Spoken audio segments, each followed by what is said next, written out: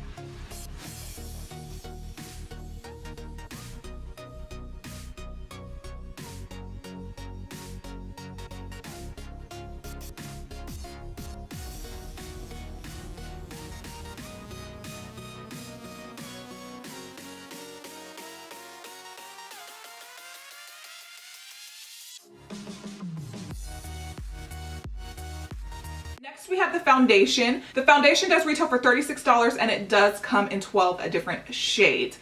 Now, again, packaging is really cute. It does come with a pump. It does have the similar packaging to the It Cosmetics CC cream. I don't mind the packaging of this product at all. Now, what I do mind is that the actual foundation is just no good for my skin.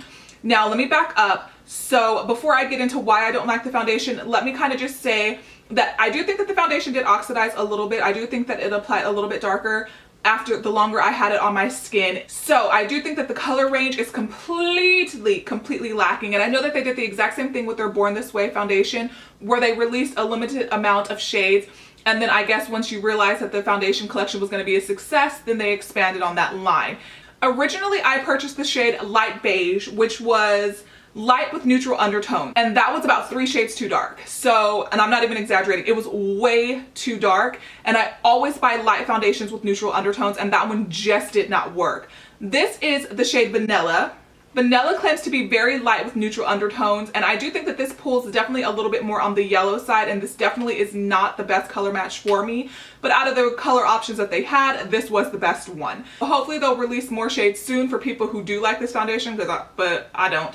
So I've exchanged it once already, and I will tell you 100% I will be returning this one. I exchanged it because the color was too dark, and I thought that maybe I wasn't giving it a fair chance because it was way too dark. It wasn't blending with my concealers. It looked crazy. So I thought that maybe it could have been due to the fact that I had a foundation shade that just wasn't really allowing me to test it out fully. Nope, I don't like the foundation. So here's why I don't like the foundation. If you're familiar with my skin, if you're familiar with my channel, then you know I have dry skin, but it definitely has started to produce a ton of oil in my T-zone.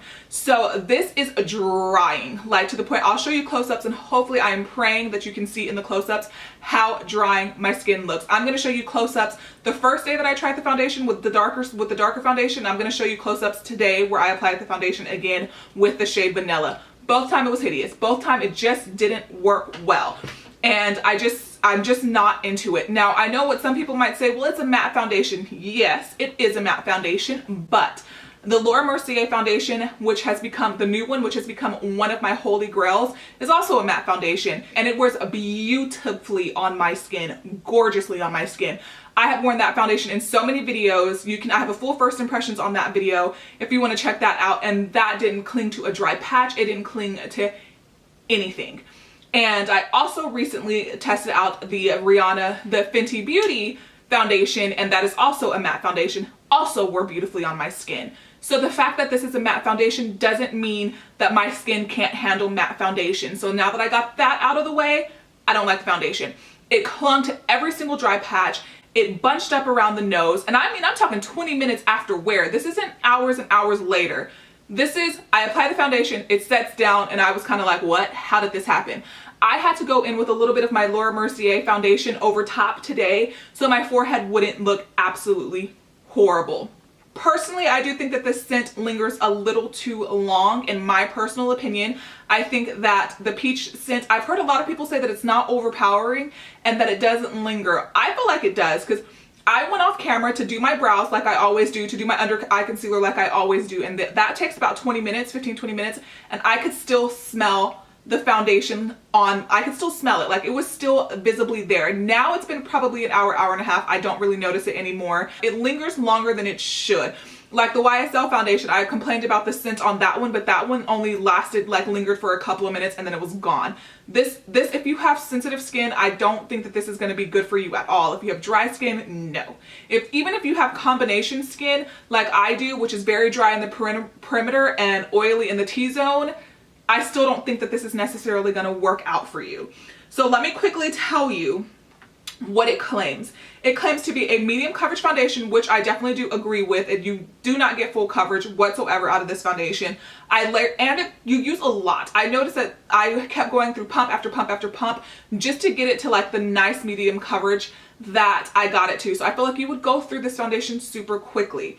Now it says that it is for sensitive, normal, dry, combination, and oily. I don't agree with the dry claim whatsoever, at least for my skin type. It just did not look well on the skin.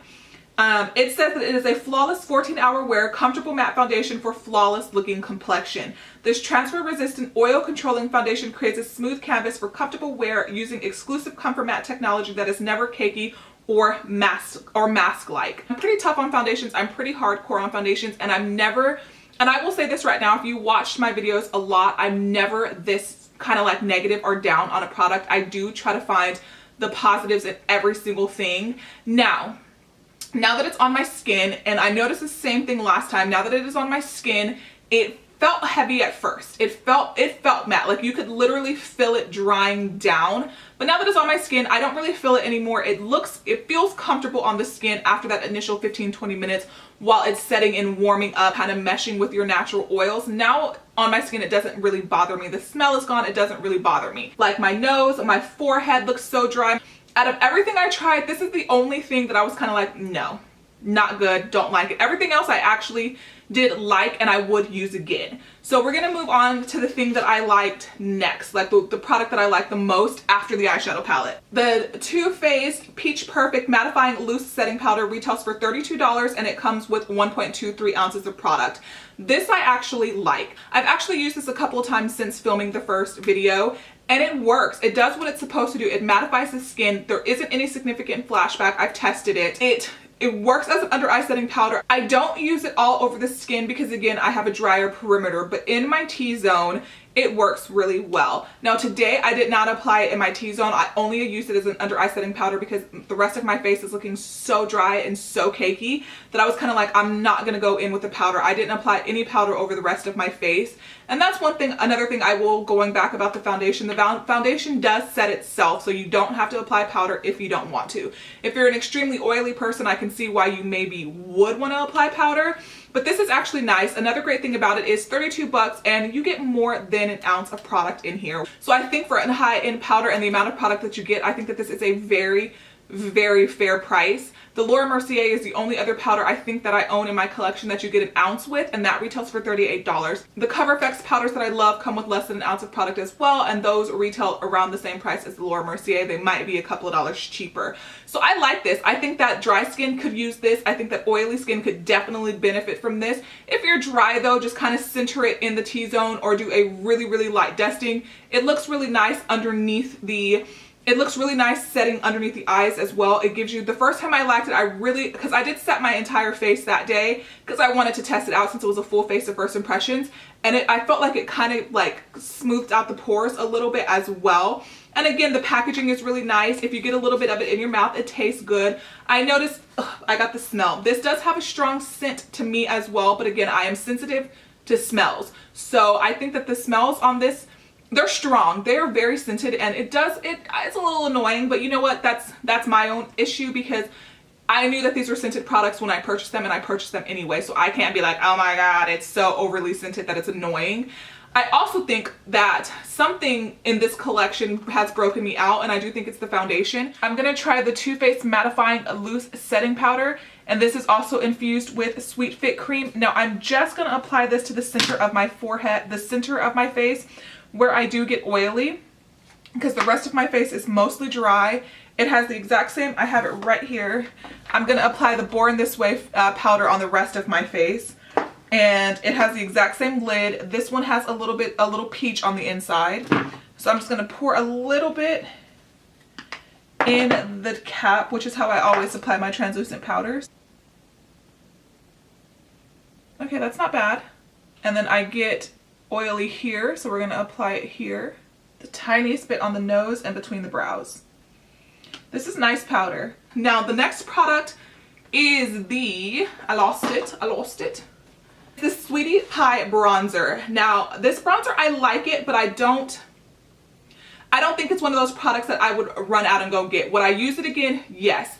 It retails for 30 bucks and it has some of the cutest packaging, like detailing I've ever seen. Like I mentioned in my first video, I might put the clip in there because I was like, oh my god, this is so cute. This is some of the best packaging I feel like, or the best, you know, presentation of a bronzer I feel that I've ever seen. It's like a legit pie.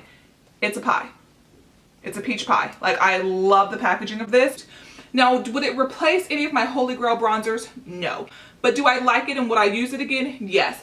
Now it does come off, and it's because it has the like peachy tones mixed in. It kind of comes off as a little bit peachy in the sense of it can almost be worn as a blush. So depending on your skin type, this might not work as a bronzer for you. It works as a bronzer for me, but like barely. So I actually went in with a little bit of a bronzer over this one to kind of tone it down, to kind of tone that little bit of peachiness, because if you go in super heavy and apply it to your cheeks, you will look like you have more of like a blush on your cheeks, and that necessarily wasn't the look I was going for. So I do like it. I would use it again, and I don't think it's like the end all be all of bronzers, but it's pretty. If you have tan to deep skin, this is not going to work for you. It says that this is a radiance boosting bronzer for a soft and flawless looking complexion, and I do agree with that. I do think it has a little bit of a radiance, a little bit of a glow to it, so I do think it's nice. I don't think it's revolutionary though, so, but I do like it, and if you went out and purchased it, I don't think you would regret it. Now it does come with an overspray of gold, which pretty much goes away the second that you dip your brush into it. So if you saw this and you're like, oh my gosh, I'm not buying that because I don't like a shimmery bronzer, don't worry about it. Just swirl your brush in a couple times and that would be gone. The last thing is the cooling matte skin perfecting primer. This retails for $32, and it also comes with 1.35 fluid ounces of product. Now I have also reached for this a couple of times since filming the first video, and I actually like it. It does what it says it's supposed to do. It mattifies the skin. I only again put this in the T-zone. I would never dream of putting this anywhere else on my face because I would probably regret it greatly. It says that it is a cooling mattifying primer that blurs, smooths, brightens the complexion. Now, I don't think that it blurs pores, so I think that if pores are a problem for you, this primer alone might not get it done, but if you have oily skin, it'll work. If you have combination skin, I think it will work. It is cooling. When I first pumped it out of my hand and applied it to my face, I was like, wow, this is nice. It feels really good on the skin. Now, the great thing about this is I've been trying to find a matte foundation a matte primer that'll work for you, that will work for me, but that's not so matte that it like destroys my dry skin, just in case I kind of get it in an area that's a little too dry.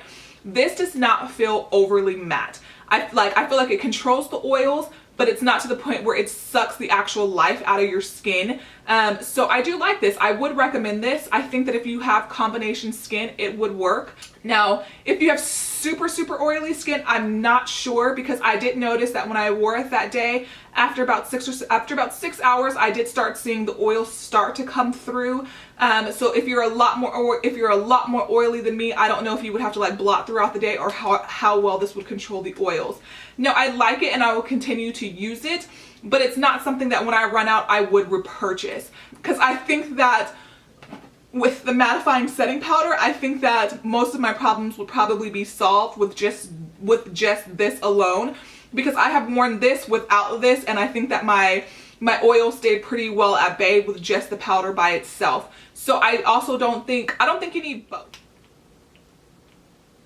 And it does have a peachy tone, and we're gonna go ahead and focus this in the center of my face where I tend to get a little more, ooh, and it does feel cooling. As I went to go pick it up off of the back of my hand, it does have a cooling sensation. I'm gonna focus this just in the center of my face, and it already mattified that portion of the face. Very cool.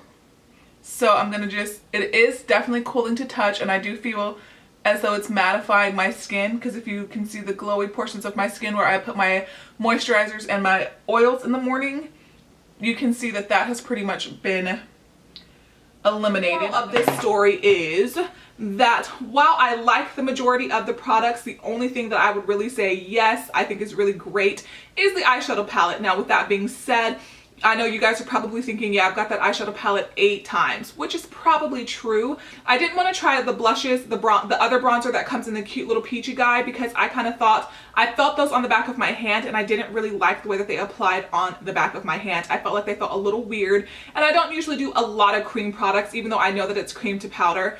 And I also didn't want to buy the mattifying primer or setting spray because, again, I don't have a completely dry, oily face, so I thought that a mattifying setting primer might be, or mattifying setting spray might be taking it a little too far, so I didn't want to risk it whatsoever. I will tell you this like 100% for sure, I will be returning this because it just doesn't look good on the skin. at all. But this is one of the ones, honestly, this is out of all the foundations I've tried recently, this is in my bottom 5. So that is pretty much my rundown of all of the products that I did pick up from the Too Faced Peaches Sweet Peaches and Cream, the Peaches and Cream collection. So I think that there is a lot of hype surrounding this collection, and I think some of it is warranted. I think some of it is just like a little extra hype. I think the packaging is beautiful. I think that there's so many reviews out there right now. A lot of influencers got those awesome PR packages, and I usually try so hard not to be negative in reviews. I usually try to find the good of every single product because I don't like bashing anything that somebody worked really, really hard to create. But it just wasn't, the foundation just wasn't for me. The rest of the products were pretty good. So thank you guys so much for joining me today. I really hope that you did enjoy this video. If you did, don't forget to subscribe down below, and I will see you in the next video. Bye guys.